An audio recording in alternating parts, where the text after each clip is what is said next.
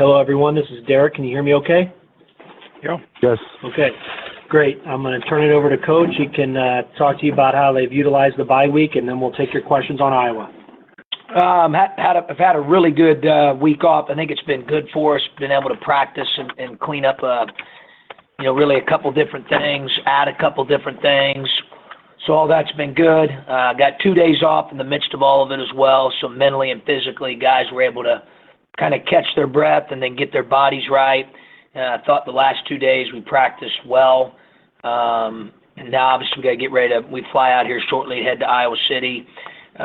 Great challenge. The first game was interesting watching it. We made shots. We had 18 assists and thought we were pretty crisp on offense, certainly when it comes to shot making, and thought we played really well together on that end of the floor. Defensively, I thought we had a good effort, on Jok in game one, but, watching it, they got us on the glass. I didn't think our press offense was great. We struggled in some situations where we needed to take care of the ball better, on inbounding at different levels of the court. Thought we could have played with a little bit more toughness on that end of the floor.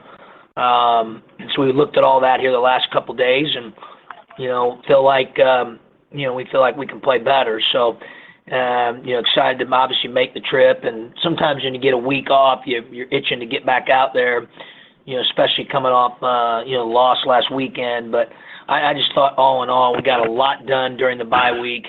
And, mentally and physically to get ourselves kind of ready here for the stretch run and in particular for Iowa tomorrow. Questions?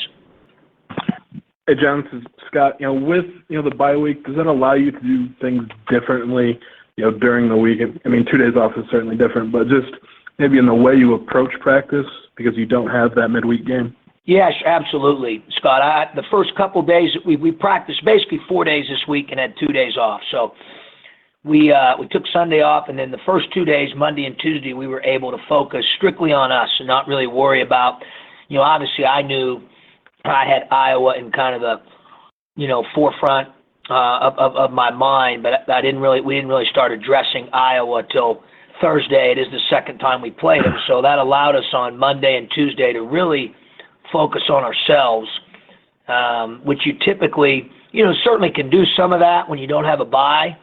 But, to be able to have 2 whole days where, your players aren't worried about scouting report and all the different things that come with that in preparation for an opponent and can have a singular focus on your team and what we're doing is certainly what I think makes the bye week a little bit different for us.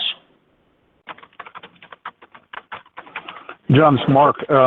If I remember right, that first game, Jok was, you guys did a good job on him, but he was also maybe dealing with a little bit of a back situation. And just in watching their more recent tapes, is he moving well? Does he look like Peter Jok?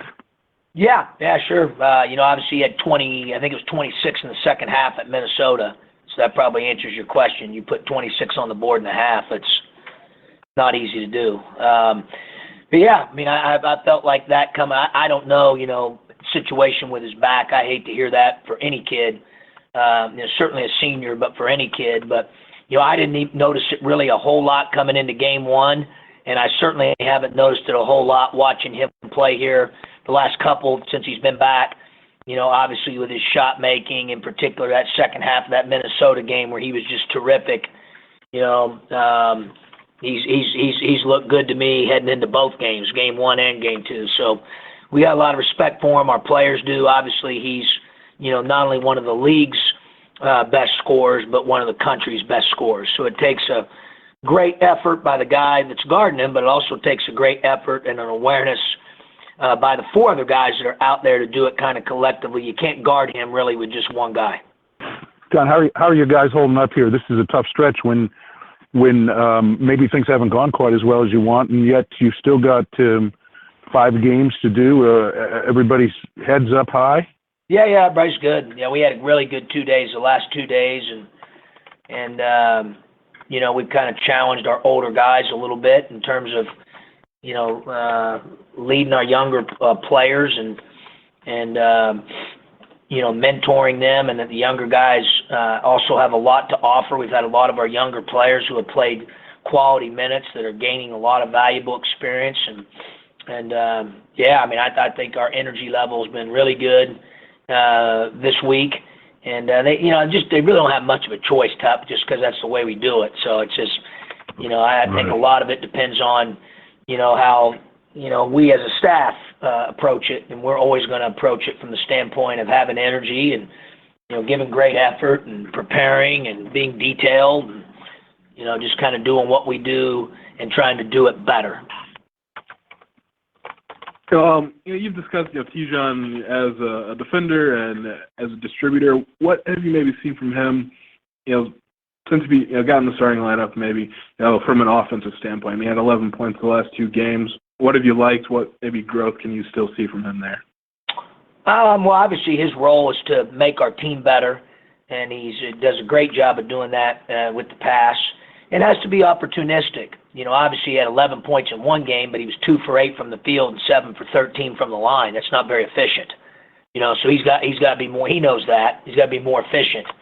But at the end of the day, his job is to get guys involved and make our offense run smooth and be the front porch of all that, and defensively to be the front porch of our defense with the way he, pressures the ball and how he started to learn how to play our defense off the ball. And, those are, 2 of his primary responsibilities. And, the scoring part I'm not as worried about, other than that we want any player, regardless if it's Malcolm Hill or him, to do it in an efficient manner, because that allows our offense to be better.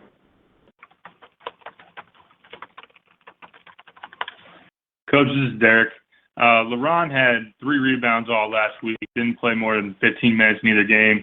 What are you seeing from him, and then maybe why is he not the same player we saw maybe a couple months ago? Well, I think part of it, just obviously the rebounds per minute played, some of the scoring stuff is, he's got some knickknacks he's dealing with. He's a kid that fights through stuff like that, and nothing major, but he's not the type of guy that's going to complain or voice that. He just kind of fights through it. But at the end of the day, his energy level, I still think, has another gear. His rebounding, certainly per minute played, Derek, I think can be better. And, we've talked a lot with him this week about that. And, being more efficient. You look at his league stats, it's not necessarily about how many shots you take, as I was alluding to earlier with Lucas and Hill. It's about efficiency, making sure we get a great shot, making sure we're playing together. But you're right, more than anything for me, he's always been a guy that's rebounded the ball per minute played at a really, really high level. Did not do that as well last week. And, it's something we've talked about with him. Certainly he's capable of doing it. Part of it is just fighting through some things. About this time of year, not everybody's body, about everybody's body doesn't feel great. It's whether it's tendonitis, whether it's, nicks and knacks here or there, or contusions or soreness, or everybody in our league certainly has that by the time you get to February. So he's a tough kid and he fights through those things, but we certainly need him to be more productive on the backboard. Yeah, Iowa had 16 offensive rebounds the first time around. That number has been better for you again in sense. What have you maybe seen kind of limiting offensive rebounds wise with your Well, team? we're statistically a really good defensive rebounding team. Now, what I will tell you is they're about, I think we've had about 4 or 5 years here against them. They're good at it, and they emphasize it, and Fran gets his kids to go hard, and they really compete on the backboard. But they've kicked our tail on the backboard. It's not just in game 1, and I've brought that up to our guy. We got to be better there. Obviously Derek was talking about LeBron per minute played. We need him to be better. We need our front court to be better. We need our guards to be involved.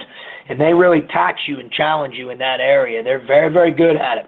It's not just this year. Historically in my time here competing against them, they have always been very, very good on the glass. Is that all for Coach? I'm good. Okay. All right, guys. Thank you, Travel safe.